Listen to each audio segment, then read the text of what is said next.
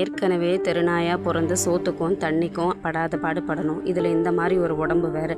சுத்தமாக முடியே இல்லாமல் கீரல் விழுந்து சொரிஞ்சு ஏதாவது ஒரு புதற்குள்ளே போய் பூந்துக்குவோமா, அணில் இல்லாத ஒரு இடத்துல இருப்போமா, காரு கீழே படுப்போமா, இல்லை ஏதாவது வீட்டில் ஒரு நிழலில் போய் படுப்போமான்னு இந்த குழந்தைங்க தவிச்சிட்டு போனால் கல் எடுத்து அடிக்கிறது, மேலே சுடு தண்ணி ஊற்றுறது, விரட்டி அடிக்கிறது.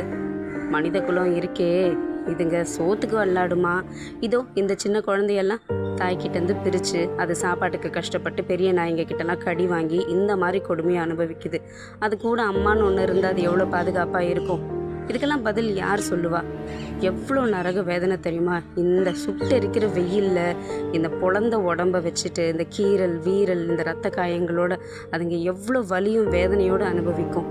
அந்த மாதிரி நேரத்தில் தான் ஏதாவது வீட்டுக்குள்ளே நிழலில் போனால் வீட்டுக்குள்ளே நாய் வருதுன்னு அதை கண்டம் கட்டி விரட்ட வேண்டியது. நம்மலாம் ஒதுங்கிறதுக்கு ஒரு நிழல் கிடைக்குமான்னு ஓடிட்டுருக்கோம். இதுங்களுக்கு என்ன கிடைக்க போகுது? இந்த குழந்தைங்களுக்கெல்லாம் ட்ரீட்மெண்ட்டுக்கு சப்போர்ட் பண்ணணுன்னா தயவு செஞ்சு ஹெல்ப் பண்ணுங்கள். இதுங்களெல்லாம் வெறி நாய், சொறி பிடிச்ச நாய், தெரு நாயின்னு ஒதுக்கி விடாமல் இதுங்களுக்கும் ஒரு 2வது வாழ்க்கை இருக்குது. இந்த பையனா கழுத்தில் ஒரு புண்ணு, உடம்புலலாம் அங்கங்கே முடி, அவனுக்கு வாலில் முடியே இல்லை, ஏதோ ஒரு ப்ரஷ்ஷு மாதிரி இருக்குது. தயவு செஞ்சு சப்போர்ட் பண்ணுங்க, இவங்களுக்கு ஒரு 2வது வாழ்க்கை கொடுக்க.